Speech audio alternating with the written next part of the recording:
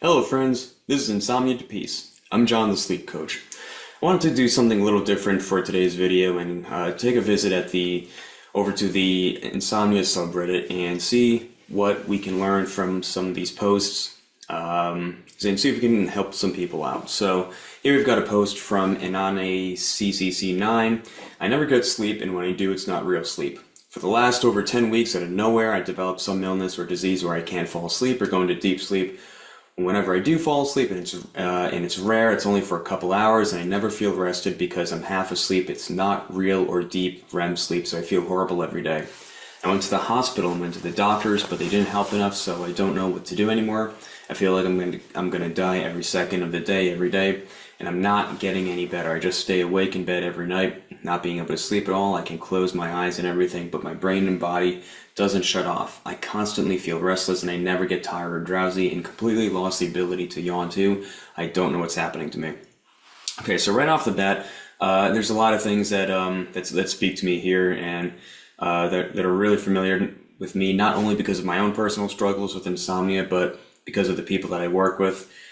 This is all, I think the first step for people is to realize that this is super typical stuff. Insomnia can be very scary, and it can feel alone, and it can feel very isolating, but I want to reassure this person that everything here sounds totally normal. Nothing to me suggests that this person can't return back to good quality, consistent sleep like they did before, prior to developing insomnia. And from the fact that everything, from the fact that seems to have come out of nowhere, they can't get that satisfying sleep. It's kind of like, it sounds like they're in that weird limbo sleep where they're half awake, half asleep.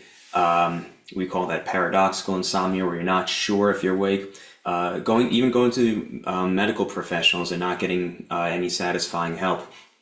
So, yeah, in my opinion, insomnia really only comes from one thing, and that's it. It really comes from the fact that we have developed a fear of being awake.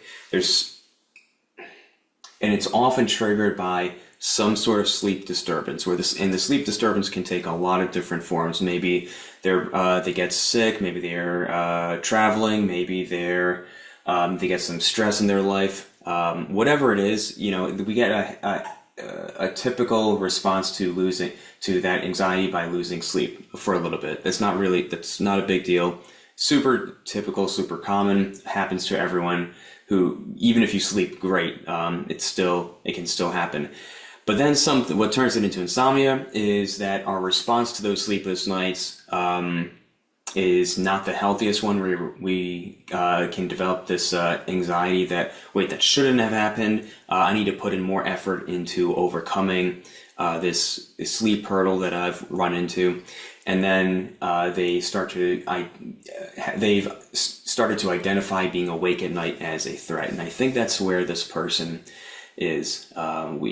What we want to do to start off, what I would recommend to this person is to take steps to do what I call befriending wakefulness. It's not what I call it. That's what my mentor Daniel Erickson over at the Sleep Coach School has called it.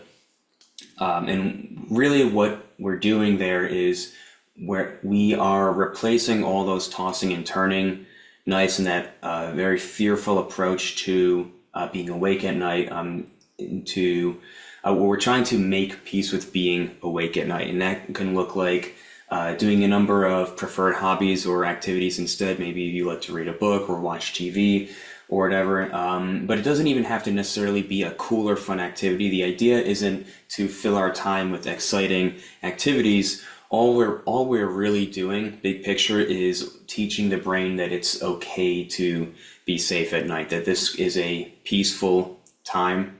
We're not trying to run from wakefulness. If anything, we're confronting it, but also making it an ally. Realizing that there's not so much of a reason to be afraid. There's no immediate physical danger. And that can be just even adopting that mindset in general, even if it doesn't result in sleep right away, is a lot. It's a lot more sustainable and will put you on the path of returning to that good quality sleep.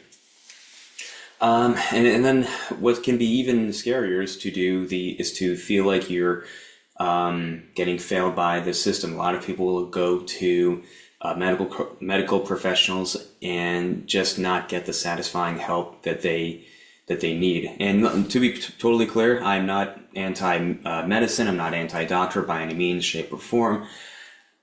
However, a lot of medical professionals, for whatever reason, aren't familiar with the tools needed to overcome insomnia for good. Usually what will happen is maybe they'll get a prescription and the drug will help for a little bit, but it's not really targeting that root cause, which is the fear of being awake at night. So what we'll usually see is this yo-yo pattern where sometimes it works, sometimes it doesn't, sometimes it works, maybe I need to up the dosage, but then I don't, and it kind of goes back and forth for a little bit. So to not, and that can be especially scary for people suffering from insomnia, because they feel like, man, if even the doctors can't help me out, then I'm really in trouble.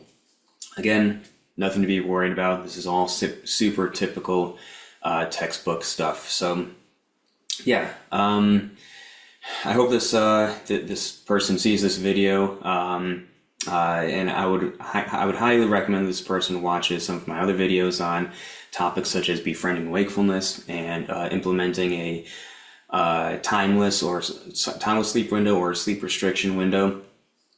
Yeah, and hopefully this video was helpful for you too. If it was, please feel free to do the usual like, comment, subscribe stuff. Here at Insomnia to Peace, I provide coaching services to people looking to overcome their insomnia for good.